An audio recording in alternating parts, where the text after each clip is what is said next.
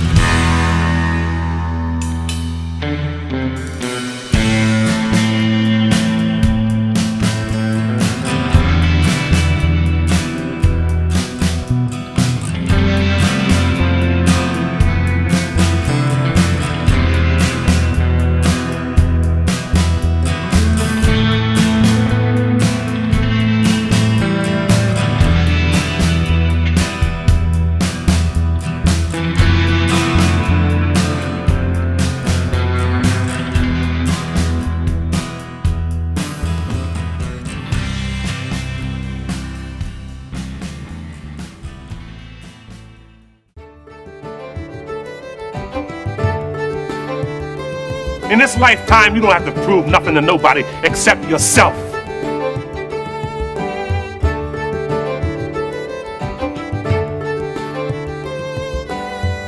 You're 5 feet nothing.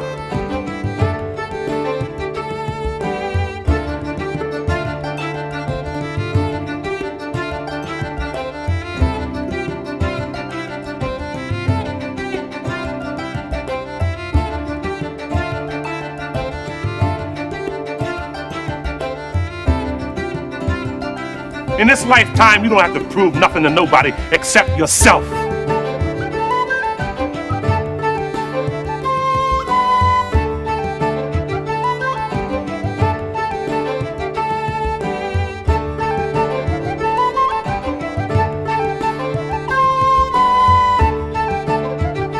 A 100 and nothing.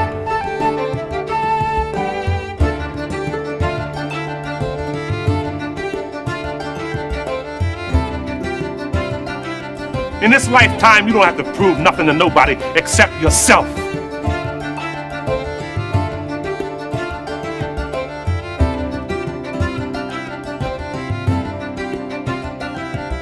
You're 5 feet nothing.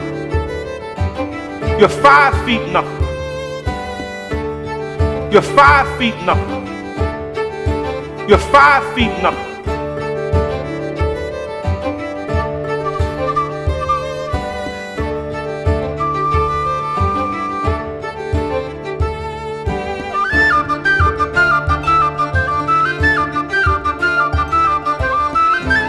In this lifetime, you don't have to prove nothing to nobody except yourself.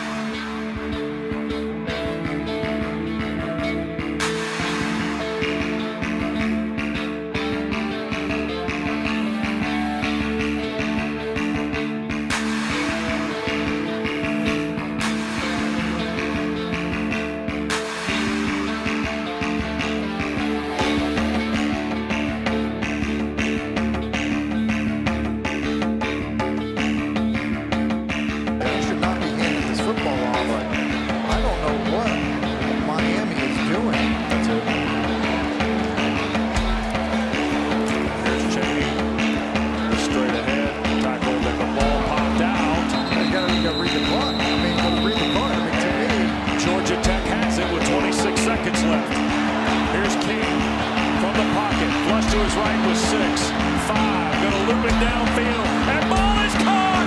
Touchdown, Georgia Tech.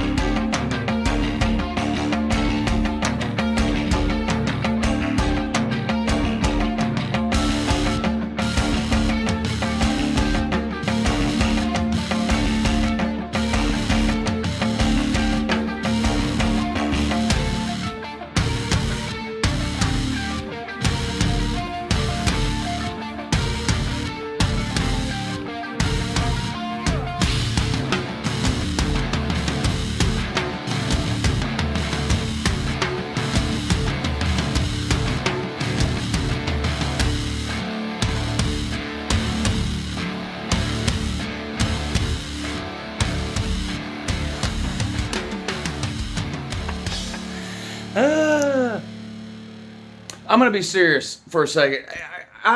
Today is one of those days I almost find it hard to make this video.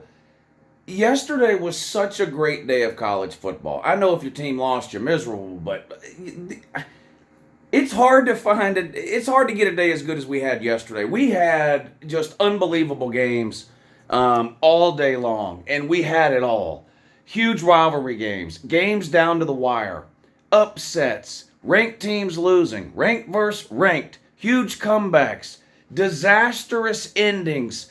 We had, if you're trying to, I mentioned this yesterday on a video, if there's been somebody that you're trying to talk into becoming a college football fan, number one, sit them down, make them watch the Texas-Oklahoma game from yesterday. Number two, just sit them down and make them watch everything from yesterday. You can't watch college football yesterday and not walk away being a bigger fan than you were when you woke up. Unbelievable day of college football, but that's not what this video is for. This is point and laugh. We're going to get right to it. An amazing list of losers today. I got some, of course, list of losers. I got some teams that won and looked good, teams that won but looked bad. Oh my God, Southern Cal. Wow. Is all I can say.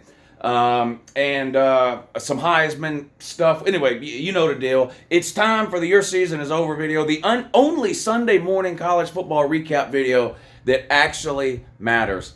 Howdy, Texas man. How you doing, buddy? You doing okay? I'm sure you're doing just fine. The two of the three most we're back teams in the country lost yesterday. Texas in the Red River Shootout, and Miami, just unexplainable, inexplicable, whatever, lost to Georgia Tech. And we're going to talk about the ending of that game and the disaster that it was, and Mario Cristobal, and is he a good head coach or not?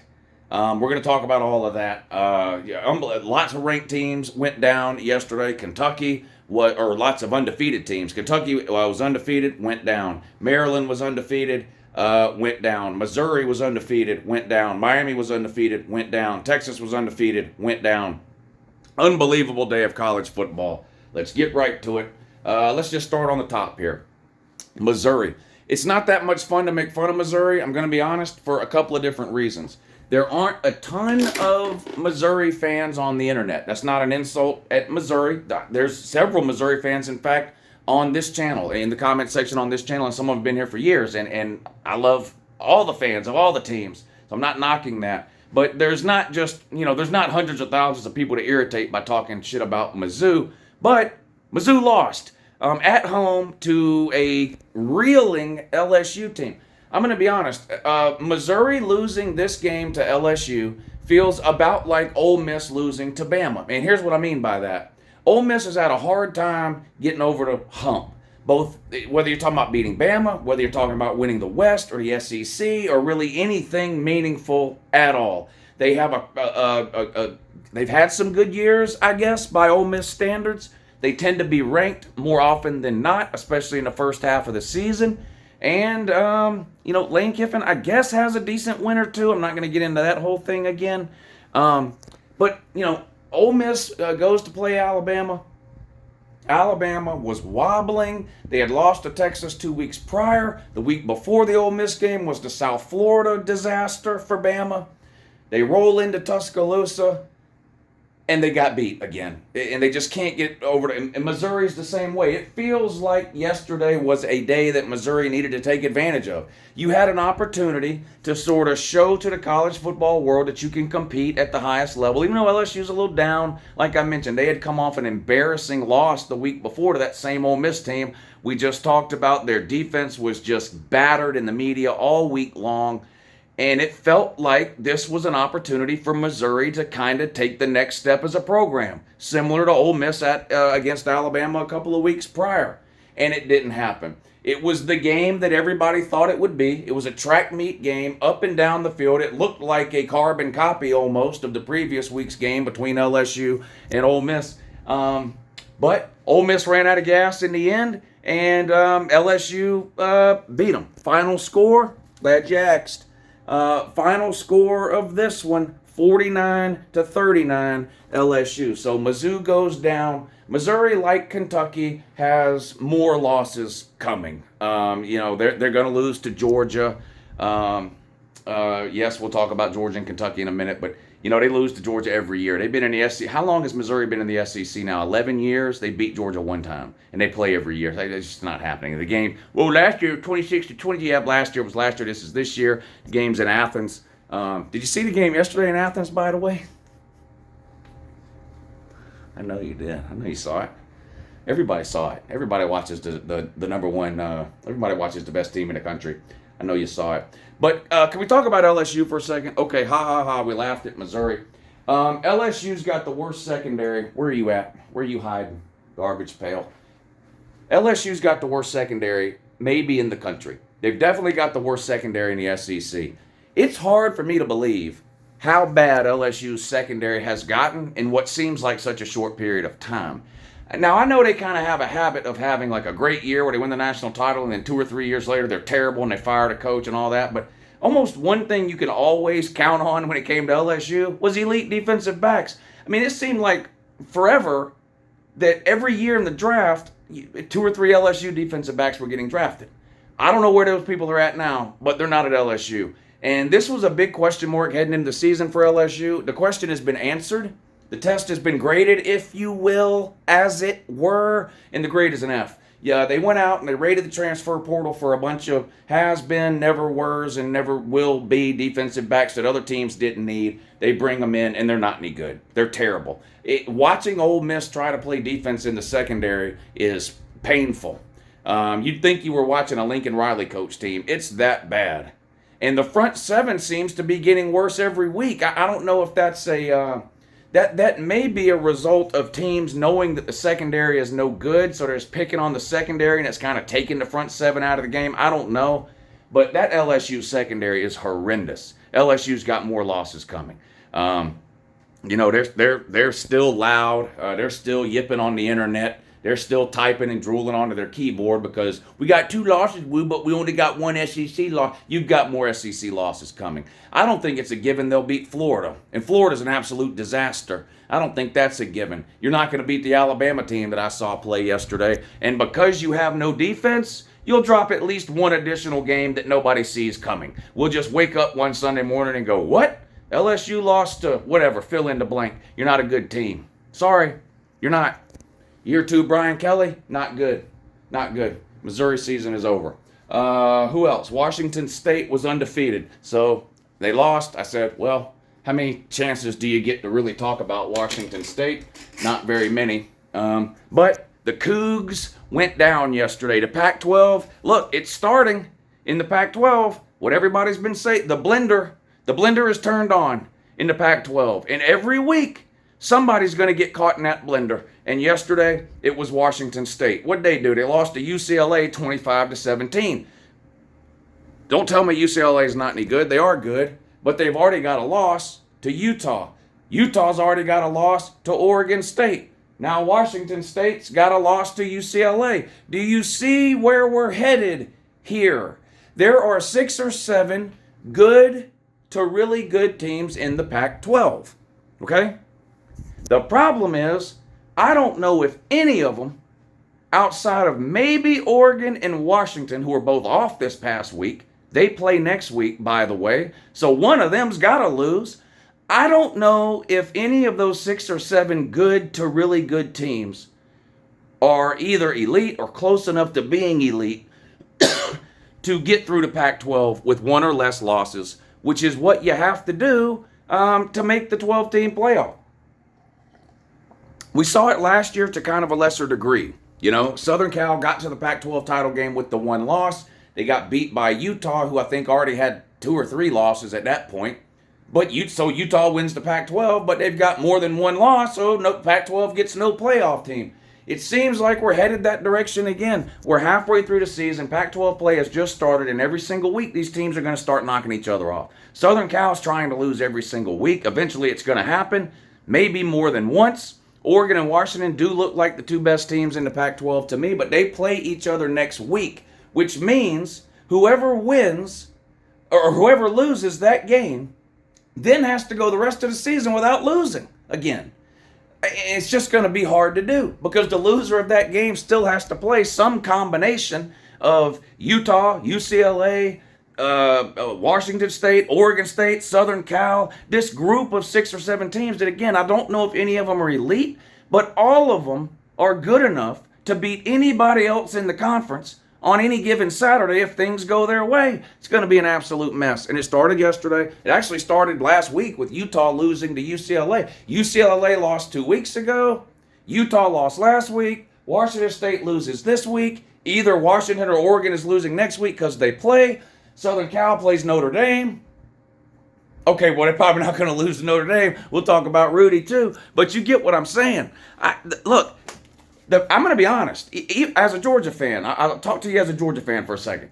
There are some teams in the Pac-12 that if Georgia played them, whether it was right now or in the playoffs, I'm not convinced Georgia would beat them. There's 2 or 3. Now, the problem, again, for the Pac-12, I don't know if any of those teams are going to get to the playoffs. I don't know if Georgia's going to get there. That's not what I'm saying.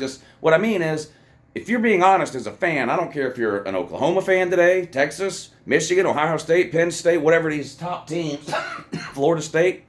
If you're just running around the internet going, I ain't worried about Oregon and Washington or Southern Cal at all. I ain't got no worries. We beat them 100-0. You're lying to yourself. It's all. There's some teams out there that are capable of beating people.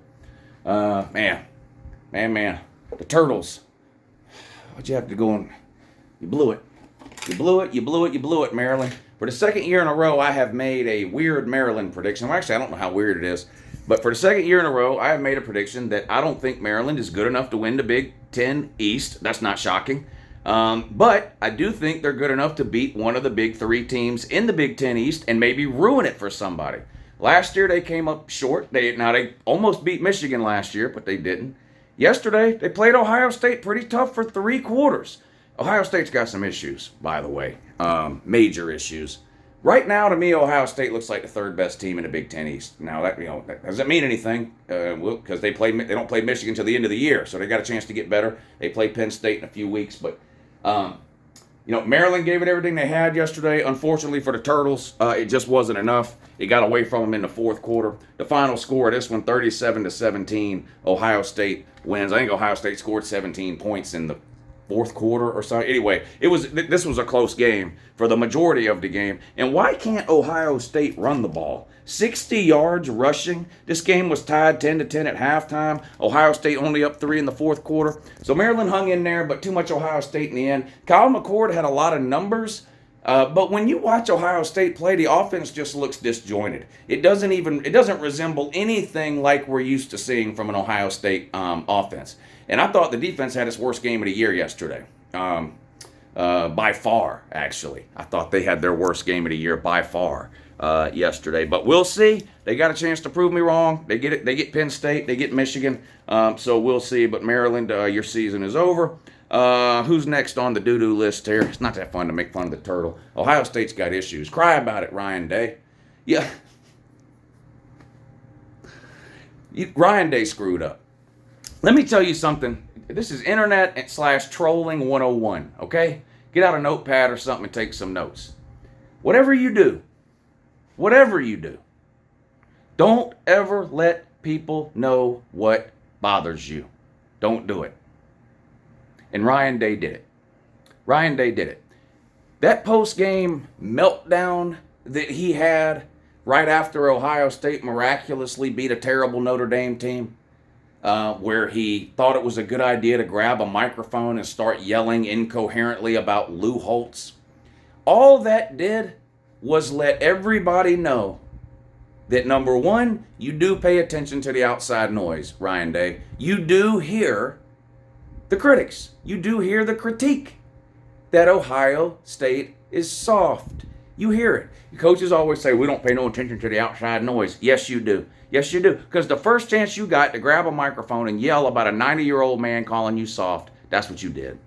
That's what you did. You've done let people know what gets to you, what bothers you. Well, guess what, Ohio State? Perception is reality. And the perception out there is that Ohio State is soft. Blame it on whatever you want. Blame it on Lou Holtz, whatever. But we already knew it bothered the Ohio State fans, because anytime you even mention the word soft, they jump out of a window. But for Ryan Day to do it, you never should have done that. Crying Ryan. Never should have done that. But you did. But you did. Man. Now, Texas A&M sucks. We all know that. They got blown out by... They got blown out by Miami. Where do you go? You go right here. Put you back up there. There you go. Aggie, man. G.I. Joe uniforms, 2 sizes too small, crew cuts, fucking wooden guns, male cheerleaders, ROTC degrees. What are y'all doing? Texas A&M is not a service academy. Stop. Stop spreading that lie. Texas A&M is not a service academy. It's an ROTC school. Okay? Nobody that goes to Texas A&M is required to join the military. It's just a bunch of people who couldn't make any sports team in high school, so they played on the ROTC, again with the wooden guns, and now they're continuing that. It's cosplay, okay? It's like intramural G.I. Joe. Stop. You're not a service academy. And look, I've said this before, I'm going to say it again. I don't know why y'all need to do yell practice. When is it? Friday nights before the games or something?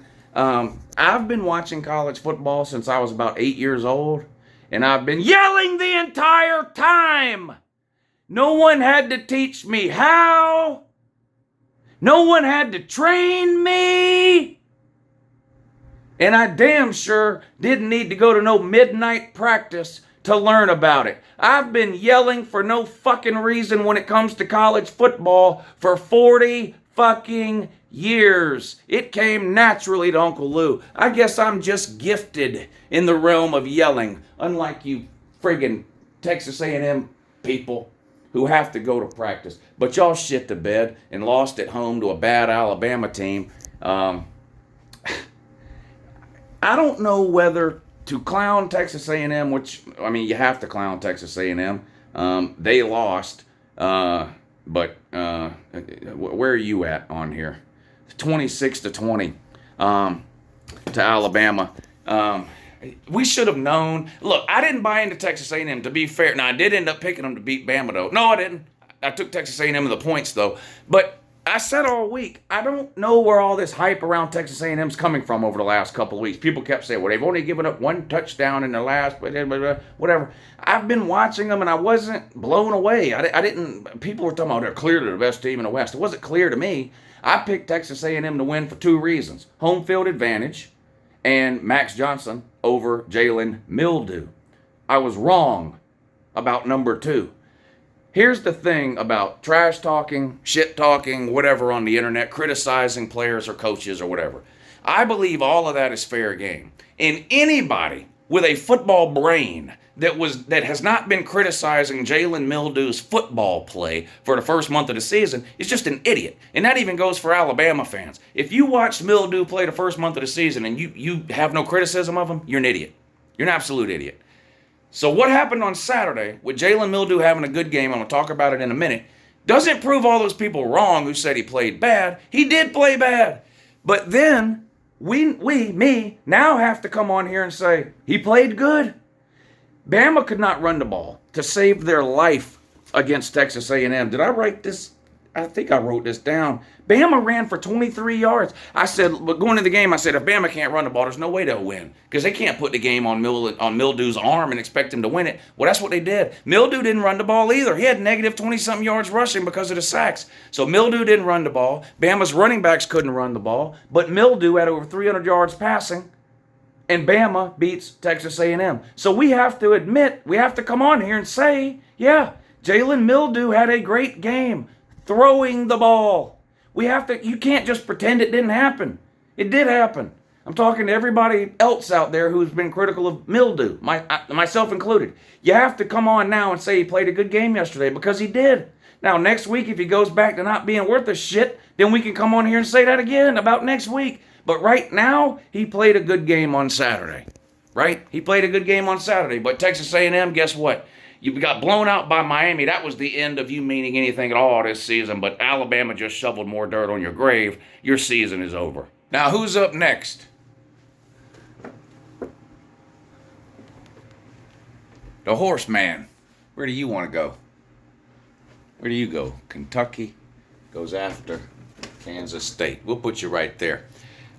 You should have listened to Uncle Lou all week. And pretty much every year when the Georgia-Kentucky game comes around, this is the result you're going to see.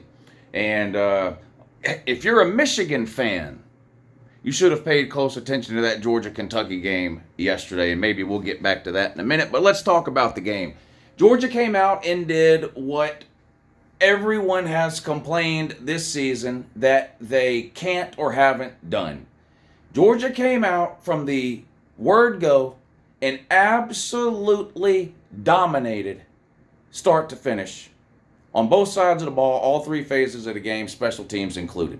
Kentucky never had a chance. Georgia got the ball to start the game. They went right down and scored. In fact, Georgia scored on their first 5 possessions. I believe the only 5 possessions they had in the first half. Touchdown, touchdown, touchdown. 3 touchdowns in a row. Then a field goal. Then another touchdown. 31 points. The game was over. Kentucky could do absolutely nothing. All you idiots who talked about Ray Davis and how much he ran against Florida and tried to compare that to what Auburn did to Georgia last week too, I don't understand how you can know that little about football. All run games are not the same. All run games are not the same. Auburn had a more of an RPO zone read type of thing. The quarterback runs is what was hurting. Devin Leary can't run from here to that window. He can't run from here to your season is over table. There was never a chance that was going to happen. So you look at Ray Davis and what he did against Florida. Kentucky has been doing that with running backs to almost every team they play for 4 or 5 years straight. Does Benny Snell mean anything to you? Chris Rodriguez, I mean, they've been doing this for years, but not when they play Georgia. Why? Because Kentucky is Georgia. Georgia is what Kentucky wishes they were. They're the same team. They're built the exact same way. Kentucky lines up and they lean on you with a big offensive line and they run right at you. The problem is they're way less talented than Georgia. That's the problem. It was the problem last year. It was the problem the year before that. It's been the problem 10 years straight. It's been the problem for Kentucky versus Georgia ever since Stoops got there, especially starting in 2016 when Kirby came to Georgia. Because these teams are built the same from the inside out, emphasis on line of scrimmage and running game. That's been the recipe for Georgia. Play good defense, good lines of scrimmage, run the ball. That's the recipe for Georgia and Kentucky. The problem for Kentucky when they play Georgia, Georgia's way more talented. It's never worked against Georgia. There's not a team in the country that can line up and just run the ball down Georgia's throat. You can't do that. It's just not going to work because there's not a team in the country that's more talented than Georgia to do it, especially not Kentucky. And unless Kentucky goes out and gets lucky and finds a quarterback, whether it be by hook or by crook, by recruiting or by portal or whatever, that can actually stretch the field and complete downfield passes, and they get some wide receivers to go along with it, they're never going to beat Georgia. It's not going to happen. That's why they haven't beat them 14, 15 years in a row. That's why Kirby dominates them every year when they play. Kentucky's not going to beat Georgia that way. It's not going to happen. It's not. I tried to tell you that and you didn't listen. And the reason I brought up Michigan in the beginning is because Michigan is a middleman between Georgia and Kentucky. Michigan is the same way. Michigan does the same thing Georgia and Kentucky do. Michigan is more talented than Kentucky. Georgia is more talented than Michigan. Go back and watch the Orange Bowl from 2 years ago. And I'm not trying to say that this year's Georgia team is the same as the Georgia team 2 years ago, or that this year's Michigan team is the same as the Michigan team from 2 years ago. But the philosophies are still there. Okay? And the result would be the same for Michigan as well, because they're not talented enough and they don't have the quarterback or the playmakers on the outside. They don't. And neither does Kentucky. To cry about it. Michigan, I'm higher on Michigan than anybody else on planet Earth. I've got Michigan number 1. I've had them number 2 since February. I've had them number 1 for 3 weeks. I'm sky high on Michigan. But if they get matched up with Georgia, they'll lose. For the same reason Kentucky keeps losing. Football is about matchups. It's about talent, coaching, and matchups. And Michigan and Kentucky lose the matchup against Georgia. So they've got to make it up with coaching or talent. Neither one of them are as talented as Georgia. Michigan's a lot closer. And neither one of them have the coaching that Georgia has. The result would be, if we played Michigan, we wouldn't beat them 51-13 like we did Kentucky because they're more talented than Kentucky. We probably wouldn't score 5 times in a row to start the game against Michigan. But Georgia would beat Michigan. How does anybody not see this? Think in your mind the names of the quarterbacks that have beaten Georgia in the last 4 years. I'll help you out. Bryce Young, Mac Jones, Kyle Trask, Joe Burrow. Are we starting to see a pattern here? They're all elite college level QBs who are now playing in the NFL. They all had elite wide receivers. And none of them are named J.J. McCarthy or Devin fucking Leary. Y'all watched that Georgia game last night and y'all got scared quick. I could tell from the comments. And of course, you did the same thing I told you would do last week. You spent all week telling me we were going to lose to Kentucky for the reasons I just mentioned. Georgia went out and dominated Kentucky just like I told you they would. And you're in the comment section by halftime of the game last night, continuing on through today, typing the same dumb shit I told you would type. Look at Lou, bragging about being Kentucky. Kentucky no good. Georgia cupcake schedule. Kentucky was ranked 20th. Cry about it. They beat the 20th ranked team 51-13. Tell me your team's win that's better. Tell me your team's win that's better than a 51-13 win over the 20th ranked team. Tell me. You can't tell me. You can't. Kentucky no good. Kentucky no good. Yeah, well, you said all week we were losing. 51-13. That's the Georgia team Georgia fans have been waiting to see. Carson Beck had almost 400 yards passing. He had 308 or something in the first fucking half. He's 4th in the country in passing yards. 4th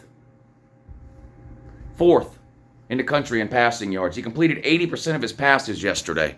Cry, type, rinse, repeat. Just keep over and over again. Hey, you know what you ought to do? Take your wireless keyboard. I know you got one. Wrap it up in Kleenex. And then you can wipe your tears with your wireless keyboard. Try that. That might work. I don't know. So I had Georgia all the way down at number 8. People already asked me, Lou, you going to move them back to number 1? No, you can't move from 8 to 1. They're going to move up somewhere, though. They'll move up somewhere. Texas, there's a spot open where Texas used to be. Had Texas at 3. Had Oklahoma at 10. What am I going to do with that? Well, find out Monday tomorrow when I do my new top 25. But Georgia will be moving back up. They'll pass 2 teams that didn't play. I'll tell you that. They'll move past 2 teams that didn't play this weekend, Oregon and Washington. Don't worry, they play next week. That'll be whoever wins. It's an impressive win. Then maybe you can leapfrog. Georgia's going to move up. Oklahoma's going to move up. Southern Cal's going to move down. I'm talking about that, and I'm taking Southern Cal out of my top 10. We'll talk about that in a minute. Penn State didn't play. No reason to punish them. Probably do something like this. Michigan, Florida State, Penn State. This looks like a good spot for Georgia right here at 4. We'll see. Don't know. I don't know. I'll figure it out Monday. I don't know what to do with Ohio State either. Ohio State's got problems. Boy, Ohio State's got problems. We'll talk about it. Kentucky, your season is over. You got more losses coming, as previously mentioned. You're a good team. I like Stoops. He's a good coach. Stoops gets the absolute most out of what he has available there. The problem is what he has available ain't good enough. It just didn't. Sorry. I mean, I don't know what to tell you. Recruit better, transfer better, get a quarterback that actually knows what he's doing. I don't know, but you got humiliated. You got blown out. We didn't have Brock Bowers. Well, so what? If we didn't have Brock Bowers, we win 45-13 instead of 51-13. Stop it. Just stop. You're humiliating yourself. Ray Davis had 50 yards, just like I told you he would. Y'all are okay. So Ray Davis goes for 300 yards against Florida, right? Last year with Vandy, Ray Davis went for about 150 against Florida. For you South Carolina fans that are watching, 300 is twice as many as 150. So Ray Davis went for twice as many yards with Kentucky against Florida as he did with Vandy against Florida. So I said, okay, I'll give the guy the benefit of the doubt. He'll have twice as many yards rushing this year with Kentucky as he had last year with Vandy against Georgia. And that's what he did. 22 yards last year with Vandy, about 50 yards this year. The guy couldn't run the ball. What do you want me to tell you? 3-something yards per carry. Absolutely humiliated. He had 15 carries for 59 yards, 3.9 yards per carry, 0 touchdowns. Kentucky ran for 55 yards as an entire team. Ray Davis had 59. The rest of the running backs lost yards. So you ran for 55 yards total, and you got humiliated and blown out. And, I don't really want to laugh at Kentucky fans. Most of them are reasonable. It's mostly everybody else in the comments section, the trolls, fans. You know what it is? There's a pattern developing. Everybody that doesn't play UGA can beat them. It's weird. Texas fans, we'd beat UGA by 3 touchdowns. Miami fans for the last 3 weeks, where are they at now? I don't know.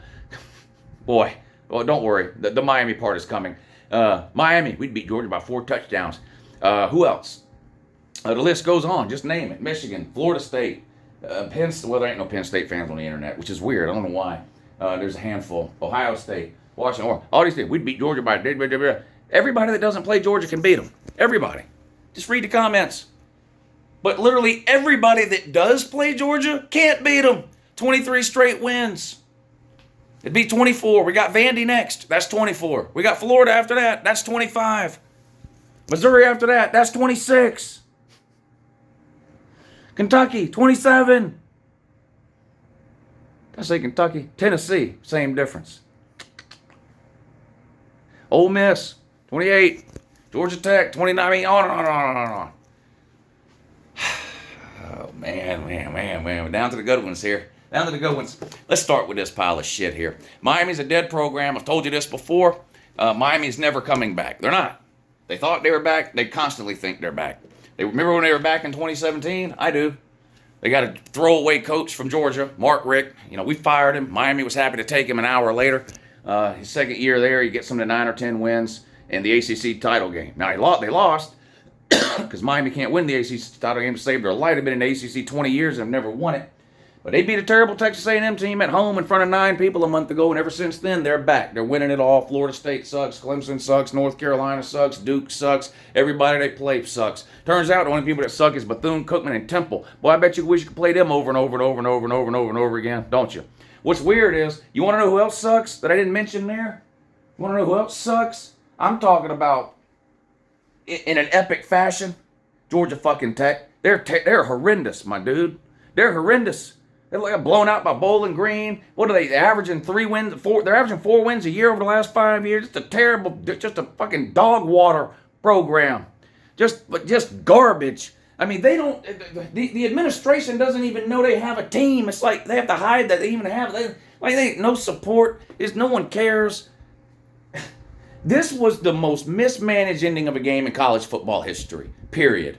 And that is squarely on Mario Cristobal. And I do want to talk about that. But can we talk about the other 59 minutes of the game without just skipping to the blunder at the last 30 seconds? I mean, this was a clown show, the last 30 seconds. But what about the other 59 minutes of the game? How is it possible that with 30 seconds to go in the game, you find yourself with a less than a 1-score lead over Georgia Tech? What in the actual fuck, man? This is, do you know how bad that is? Do you have any idea how bad that is? You never should have been in a position for Mario Cristobal to shit on his own shoe in the last 30 seconds of the game. You never should have found yourself in that spot.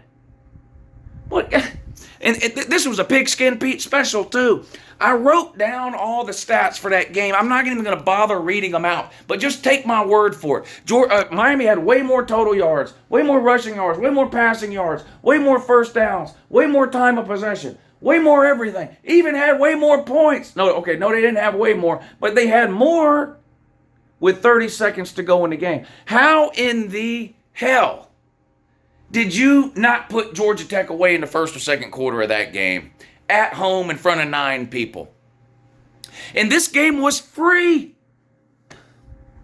This was a free ticket to see a top 15 college football game play a conference game at home. Free. And nobody fucking went. Because nobody cares. You know who cares? A bunch of old washed up people on the internet who loved Miami in the 80s because the cool kid down the street had a fucking starter jacket. Well, what would he fucking do? None of y'all live down there. Not a soul. There are 1 billion Miami fans on the internet. Not a single fucking one of them lives down there. Not one. It's a bunch of people who were picked on in middle school and wanted to be cool, and the cool kid had a Miami starter jacket. So you dummies have been rooting for Miami since you were in seventh grade. Nobody goes to the game. If you bought a ticket to the Texas A&M game, which was another huge home game for Miami, if you bought a ticket to the Texas A&M game, they literally gave you a free ticket to the Georgia Tech game. I'm not trolling. I'm not making it up. It's not trash talk. If you walked up to the ticket office the week of the Texas A&M game and you said, "Excuse me, lady, I'm a fucking moron and I'd like 4 tickets to the Miami game." The lady said, "Okay, that'll be $9. Here's your 4 tickets to the Texas A&M game, and here's 4 free tickets to the Georgia Tech game." They literally gave them away, a buy one, get one. If you bought the Texas A&M ticket, they literally handed you a Georgia Tech ticket, and nobody showed up to watch them lose at home to Georgia Tech. Nobody. Last minute and a half of the game, why in the fuck is Miami running the ball here? Why? And here's the thing. This isn't like some rivalry thing. You're down on the 5-yard line. You want to put some late points on them to kind of rub salt in the wound. No, this was a hard-fought back-and-forth game. Miami was extremely lucky to be leading with a minute and a half to go in the game, considering how that thing worked out. So it's not like you're trying to score an extra touchdown to rub it in or nothing. You're literally trying to run the clock out by running the ball instead of taking a knee. Victory formation. I guess it's been 25 years since y'all mattered in the world of college football, so you don't know what taking a knee or the victory formation is, but holy fuck, why did y'all do that? And that's solely on Mario Cristobal. It's not on the kid that fumbled. It's not on that kid that fumbled. And let me say something about that kid that fumbled. There's all kinds of memes going around. The TV crew last night during the game kept showing close-ups of him sitting on the bench with his head in his hands. It looked like he was crying. That's wrong. Let's not make fun of that. That kid obviously felt awful. Did you see him? I mean, it's like when a kicker misses a game-winning kick. Now, look, I know if I'm a Georgia fan and the kicker misses a kick at the end, yes, I'm mad. I get it. But the rest of the college football world pointing and laughing at this Miami kid is wrong, especially when he never should have been running the ball to start with. You want to point and laugh? It goes to Mario Cristobal. And letting you know, this ain't the first time this idiot has done it. You know, people have been questioning Mario Cristobal's coaching abilities for a long time. He is an A+++ level recruiter. Other than that, everything's an unknown. And the more information we do get about Mario Cristobal, the more I start to think this guy didn't know what the fuck he's doing outside of recruiting. And that's literally it. Turns out he did this same thing in Stanford. Cost Oregon a game. When will he learn? I don't understand. And how do you not have any other assistant, whether it be the OC, some fucking water boy somewhere that just runs up and goes, "Hey, I don't want to, butt in here, but should we be taking a knee? Here?" Like, no one brought that up. That's bad. That's bad. But it's not the end of the world, because when you fumble, you're all the way down on the Georgia Tech 25. Georgia Tech's got 30 seconds, no timeouts, no talent, and they got to go 75 yards. A field goal's no good. They're down 4. The first pass is understandable. You go into your turtle shell defense, your prevent shit. Let them catch the ball around the 30, 40, 50, even the opposing 40, whatever. Let them catch it, wrap them up, tackle them. A Hail Mary situation in the end zone. What are the odds on that? Nope, didn't need no Hail Mary. Next play, they come out with 3 seconds to go. They snap the ball. The wide receiver runs a stop and go. Who gives a fuck if he stops? Nobody.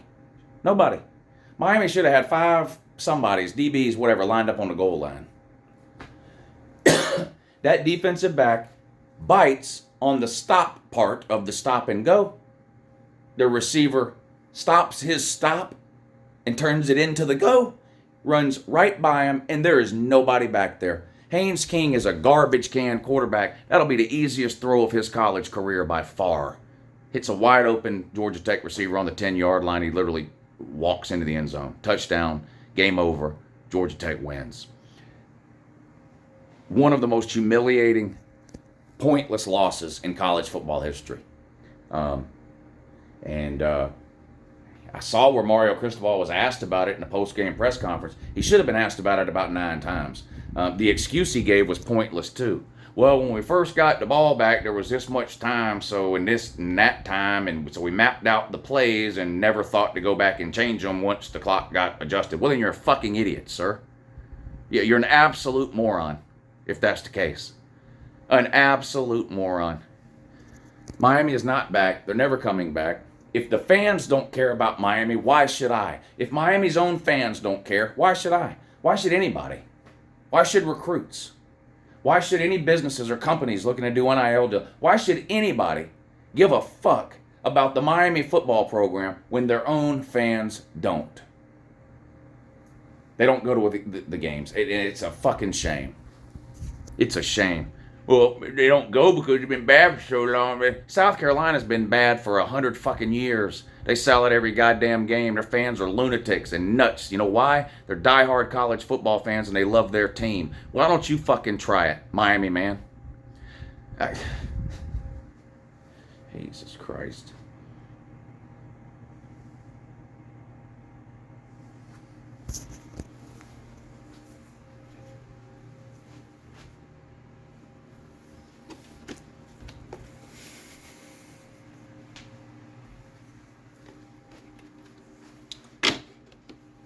Season is over. Beat Bama though. It's very hard for me to clown Texas, and if Texas would have hung on or won that game, it'd be very hard for me to clown OU. Not because I have some sort of secret affection for one or the other. This was one of the best college football games I've ever seen for a lot of different reasons. You can find close games, right? They happen all the time. You can find comebacks. They happen all the time. You can find crazy plays that happen in games. You can find it all the time. You can find special teams touchdowns. You can find blocked punts. You can find reverses. You can find all kinds of weird shit in different college football games on almost any college football Saturday. What you don't see very often is all of those things in one game, when that one game is a rivalry game and the biggest game of the year for both teams involved, and both teams are undefeated, and both teams are ranked inside the top 10. I know Oklahoma wasn't top 10 in the AP or the coaches, but they were top 10 in the Uncle Luke poll, and nevertheless, they were very highly ranked.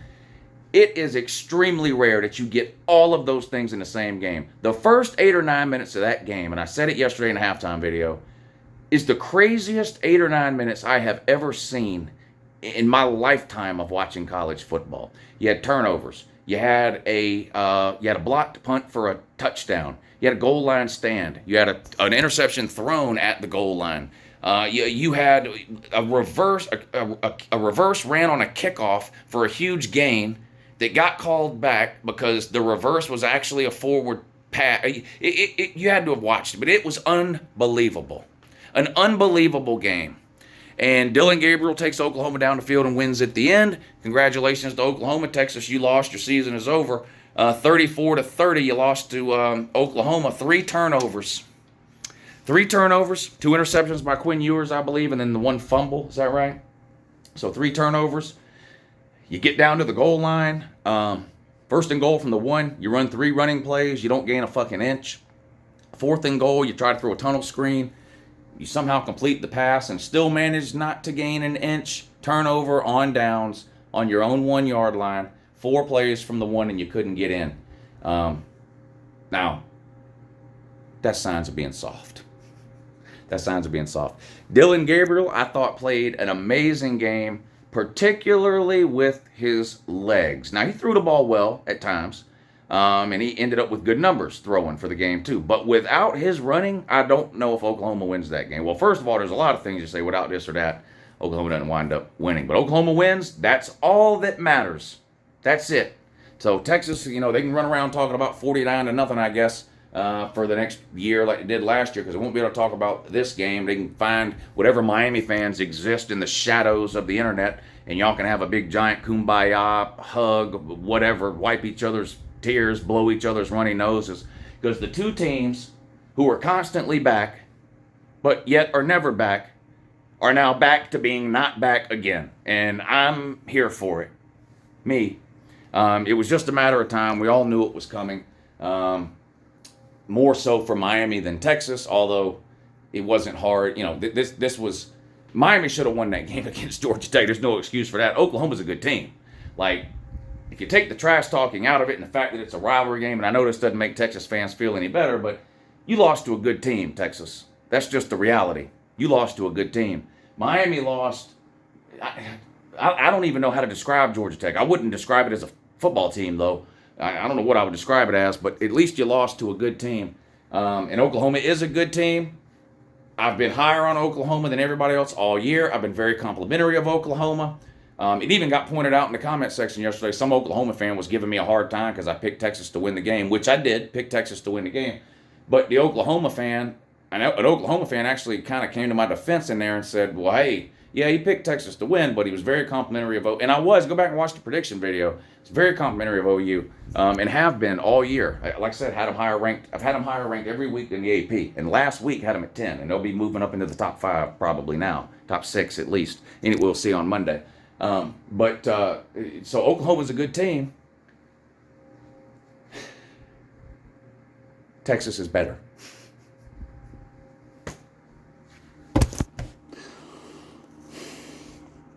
I know I'm going to catch some flack for that.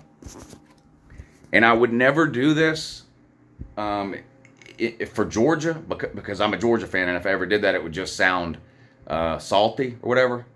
Like, whatever. Texas is a better team than Oklahoma. I still like Oklahoma. Oklahoma's a great team. I'm moving them up, way up. And look at the schedules. Neither one of these teams is likely to lose another game. Okay, so we're probably going to see this game again in the Big 12 title game. And I think when we get to the Big 12 title game, Oklahoma's probably going to be 12-0, and Texas is probably going to be 11-1 when we get there. And the chips fall where they may after that. But Texas is a better team than Oklahoma. 3 turnovers for Texas. Oklahoma had none. The goal line stand. You come away with no points there. In a 4-point game, 34-30.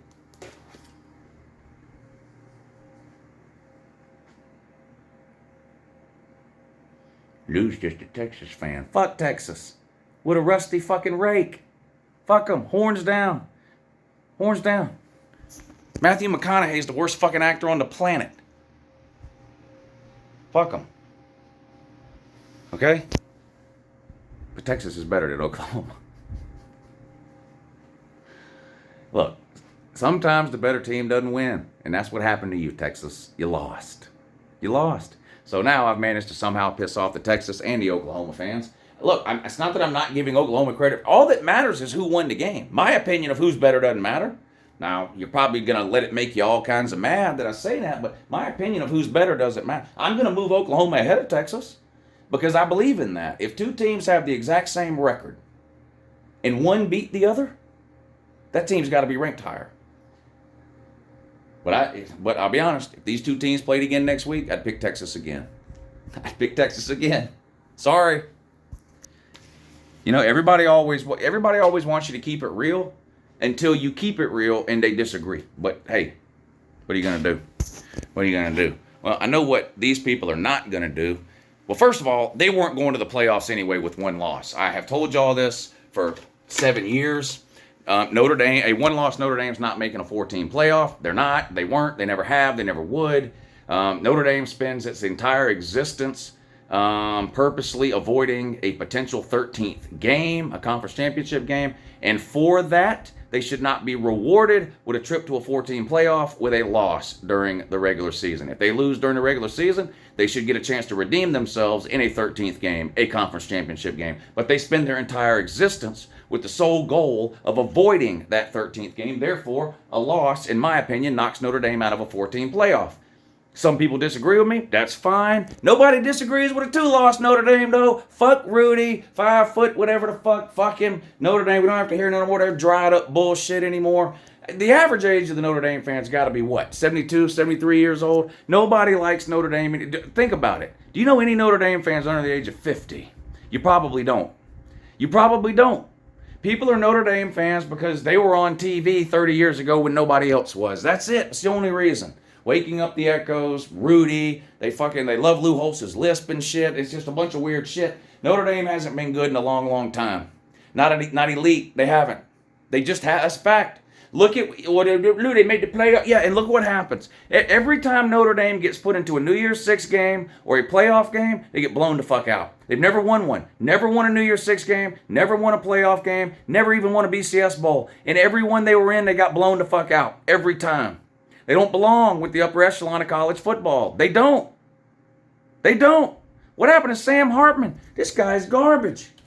What in the actual fuck? Did I write any of this down? Notre Dame had 40 yards rushing? What? What happened to Estime? I thought he was the best running back in the history of history. What happened to him? Sam Hartman, 3 interceptions? Against Louisville? Please, save it. I don't want to hear a word about Louisville. Sneaky good, Louisville, the playoff team. Louisville, you ought to be out of your mind. Somebody ought to come over there and slap your mama if you even think Louisville's some kind of a greater elite team. You lost to Louisville. You want to know why Notre Dame lost? Because they had to play 4 tough games in a row. Welcome to conferences, dummy. People in conferences have been doing this for decades. The schedule falls the way it falls. You set this schedule up thinking it would be easy. Well, we'll play Ohio State. Then we'll have 2 bye weeks when we play Duke and Louisville. Then we'll play Southern Cal. So we get our 2 tough games in, but we get 2 nobodies in between. Well, you scheduled that shit, and how'd that work out? Duke and Louisville turned out to be pretty good teams. Duke gave you all you wanted, and then some. By some miracle, you beat them, but not this week on the road at Louisville. Not only did you lose, you got humiliated per normal. Per normal for you. You lost 33-20. You weren't even competitive. This wasn't even people were turning this game off. That's how bad it was. People were turning this game off. Now people are mad at Marcus Freeman. You can be mad at Marcus Freeman all you want. Hell, you can fire him or he'll give you one of these and go to a better job somewhere and you can hire some other deadbeat that's not going to do anything there. Notre Dame is like Miami and Nebraska. They're dead and they're not coming back. This isn't a movie. You can't reanimate them. That's it. Notre Dame had its heyday back when we had black and white TVs, segregation in the South, and Notre Dame played 6 or 7 service academies or whatever they were doing. Yes, they were good. They were great. But ever since the South desegregated, Notre Dame ain't been worth a fuck. They haven't won a major postseason game in 35 years. And they're not winning one anytime soon. So there you go. Notre Dame, your season is over. Makes a lot of people happy too. Makes me happy that you caught a second loss because I don't have to keep hearing from people about how, well, Notre Dame could still get in with the 1 loss. No, sit on this 1 loss right here. Here's 1 loss for you. You can have it too. Put it with the rest of your L's that I give you on a regular fucking basis. That's it. Those are the lost teams. Believe it or not, some teams actually looked good yesterday. Michigan looked good again against an inferior opponent. Michigan's a good team. Potential playoff team. All I'm saying is that Georgia would beat the fuck out of them again if they played because they're the same team and Georgia's just better. Georgia's better at being Georgia than Michigan is. Michigan is trying to be Georgia. Kentucky's trying to be Georgia. These teams that look like Georgia, play like Georgia, recruit like Georgia, have a philosophy like Georgia, that's great. That's great. Michigan's better now than they've been in a long time trying to copy Georgia. Kentucky, better than they've been in a long time trying to copy Georgia. Can't beat Georgia, though. 52-10 over Minnesota. Michigan does have, I think, the best defense in the country. That's obviously a debatable point. Penn State's got a really good defense. Bama's got a really good defense. Georgia's defense is coming along, but it's not the best defense right now. Michigan might be the best defense in the country. Still won't beat Georgia, though. You already know. You already know. Look, a football team named after the fucking X-Men, nobody cares. The Wolverines. Fuck Wolverine. And fuck Professor X and whatever. Plasma Man and whatever else. I'm 45. I don't watch X-Men's. Fuck it. Fuck the Wolverines. Fuck Michigan, but they looked good yesterday. Oklahoma 34-30 over Texas. Talked about that enough. Florida State 39-17 over Maryland. 22-0 in the first quarter. This game was over. That's what you're supposed to do against, no, not Maryland, Virginia. Sorry, wrote the wrong thing down, Virginia Tech. 22-0 over in the first quarter. Florida State ran for almost 300 yards. You know, Jordan Travis, look, Jordan Travis not winning the Heisman. Sorry. He's a good quarterback, but he doesn't have the numbers the other QBs have. He's not winning it. But Florida State ran for almost 300 yards. They got two really good running backs that nobody talks about. But 300 yards, Florida State rolls. Bama, let's give Bama some credit. No running game. And somehow still beat Texas A&M on the road. So, you know, they've struggled on the road. They beat Texas A&M. They've got a quarterback who can't complete a pass.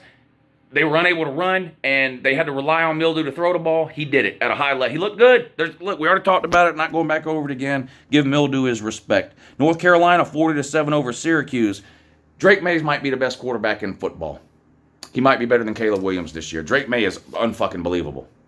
Unreal. 40-7 over Syracuse. Who looked bad? Ohio State 37-17 over Maryland. Don't care about the final score. Already told you before. But tied 10-10 at halftime. Ridiculous. Up 3 in the fourth quarter. 60 yards rushing for Ohio State. Soft. That's soft shit there. Boy, that's baby fucking shit soft. Can of baby food soft. My God, Ohio State is soft. Y'all are soft. 60 yards rushing. Struggled with Maryland at home. Congratulations. Southern Cal. Boy, will somebody put Southern Cal out of their misery and beat them, please? Triple overtime with an Arizona school. Doesn't even matter which one, does it? No, it doesn't, but I believe it was regular Arizona. Shit, I can't tell them apart half the time. None of them are any good. But yeah, Arizona, 3 overtimes, 43-41.